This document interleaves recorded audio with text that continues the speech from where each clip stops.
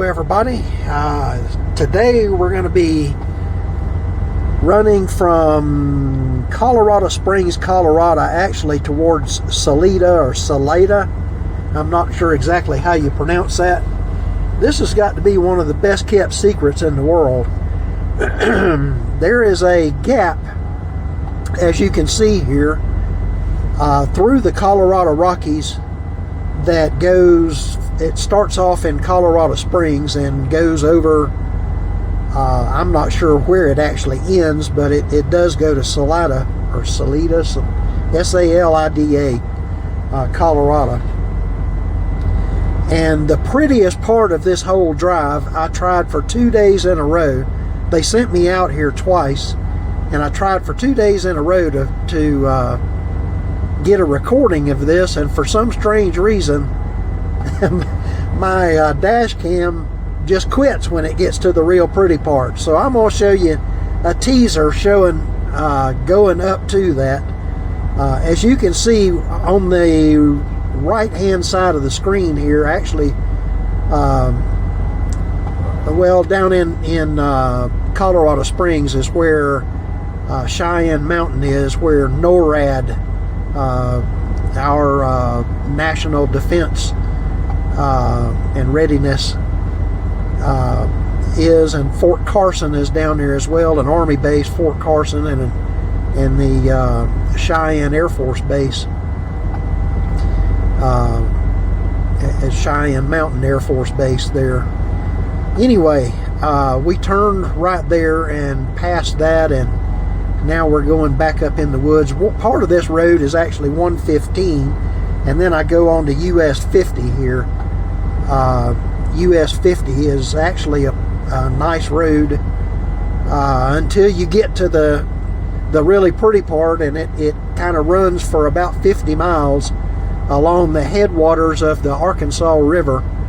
Crystal clear water. You can hear the rapids when you pull over to the side and go out and walk. You can hear the rapids, and it's just breathtaking, beautiful. But anyway, this has got to be one of the best kept secrets in the world. This particular one, both Canyon City, which is down this road, and Salida are both summertime resort type areas. They're not your ski villages, so right now there's not a whole lot of goings on, but they had whitewater rafting companies, several of them through there, where you can whitewater raft down the Arkansas River. They had a number of zip line companies where you can do all kinds of zip lines if you're into that sort of thing. They had Segway rentals, where you could rent a Segway and go on tours. They had Jeep rentals, where they would take you on Jeep tours. It would get you off-road and take you on a Jeep. You could drive your own Jeep and go on their tour. Or they had ATV rentals, where you could rent those, and they had a place where you could rent yurts. They said they were luxury yurts. So Y-U-R-T, you'd have to look that up. It's a round tent, but anyway, they had those you can rent. But anyway, it's a summertime resort area. I had never heard of it, never been there, but man, it has got to be one of the prettiest places on earth. But anyway, I met several people that I talked to this week.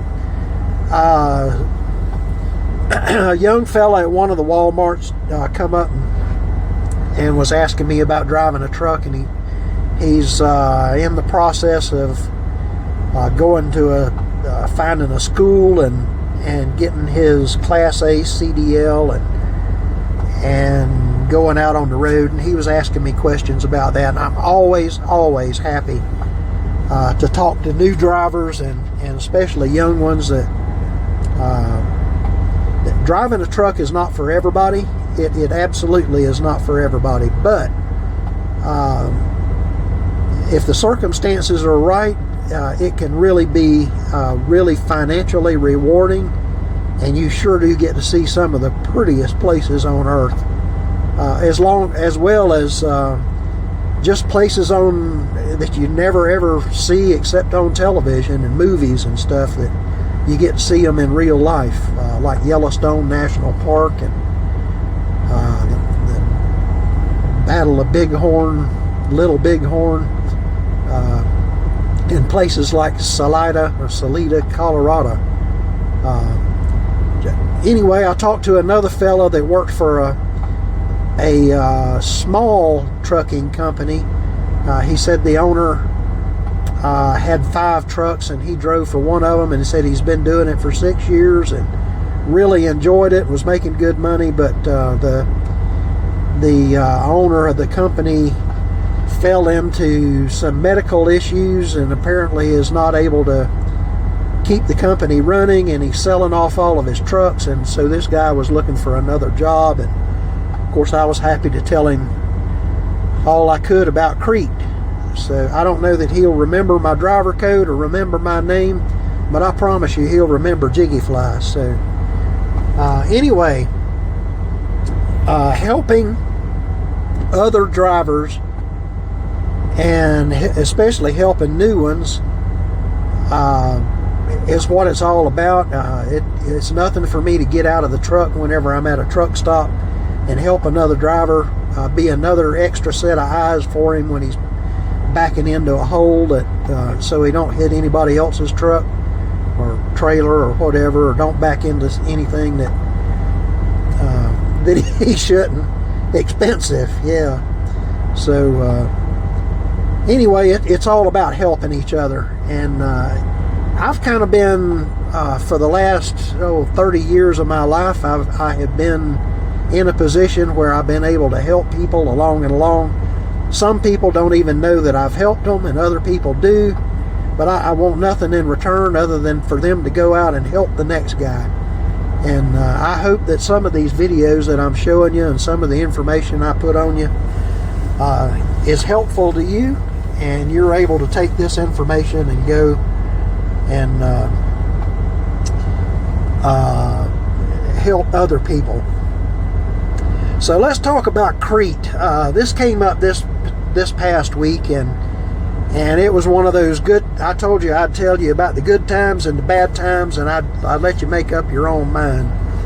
So there's really good things about Crete. Number one is they pay really good. Right now they've got some of the best pay out there. There's other companies that pay better, but I don't know that you're going to make the miles, or there's other hiccups to it.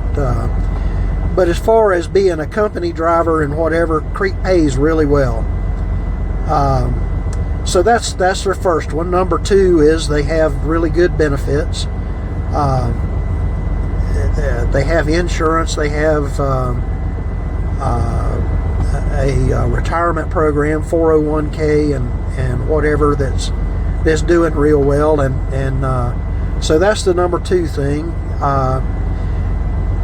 Whether it be at the terminals or anybody that I have come up at the stores or whatever, their customers, and the personnel at the terminals have all been super friendly and helpful, and will bend over backwards to try to answer your questions or get you what you need, or at least point you in the right direction. And they keep their equipment up almost to a fault. They will red flag or red tag a truck in a heartbeat and fix a problem, even though it's a minor problem, if they know about it. And they pull your truck in quite regularly and go over it with a fine-tooth comb to make sure that you're safe as you can be going down the road. There's nothing wrong with your truck, that you haven't missed anything on your daily inspections and whatever. So with all of those 5 things, really the owners of the company give a weekly deal here on YouTube, and they'll tell you how the company's doing, what's the good things, what's the bad things, what to look out for. what's coming up, what was behind us. So with all those really those kind of things going on, why would a driver leave? And that has been bugging me as to why would anybody leave here. I found out actually a while back, but it's kind of been eating on me, and they can start looking why drivers don't stay with Crete in their logs and compliance department. If you know anything about me at all, you'll know that the word compliant and my name don't exactly fit together. It's kind of like oil and water. I'm not really a compliant type of person, but their logs and compliance department, I understand why they need to do that, why they need to have that particular department, and I understand why you would want to coach a driver and tell him, look, hey man, you're messing up here. We got to do this better. You got to do this. Don't do it that way. Do it this way. This is the way we want it done.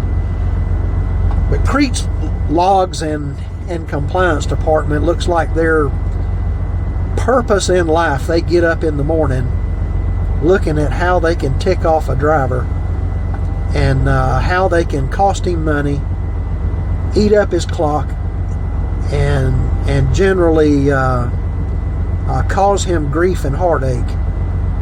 And it's not sitting real well, but the thing of it is they don't pay my paycheck, so I'm not really going to let it bother me that bad.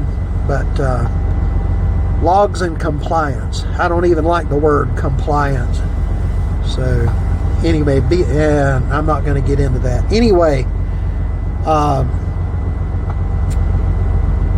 overall, I would still recommend anybody that's looking to change companies, especially if you're not making money. You'll make a lot of money at Crete. They have plenty of miles. They have national brand customers that they deal with. Most of the drops are hook and drop, or drop and hooks. You'll drop your empty and pick up a full and take off with it, get to the next place and do the same thing again. So very little live loading and live unloading. It does happen, but there's very little of that. So all in all, it's really a good company. There's plenty of miles. I don't particularly like driving the northeast. The south is fine, the west is fine, but I just particularly don't like running the northeast. So I'm real happy out here running in Cheyenne and Colorado and Montana and Idaho and Utah, and I'm real happy out here. The only problem with it is it's 1,500 miles away from my baby, and I like to be with my wife. I've been married for 46 years. So anyway, this video is coming to an end here. I hope you have enjoyed this ride. It's beautiful going out here, but trust me, it gets even prettier whenever you get into Salida, Colorado. Thanks for watching. My driver code is HODKE. If you decide you want to come join us at Crete, please give them my driver code. I will contact you. I'll try to help you out best I can. Thanks again for watching.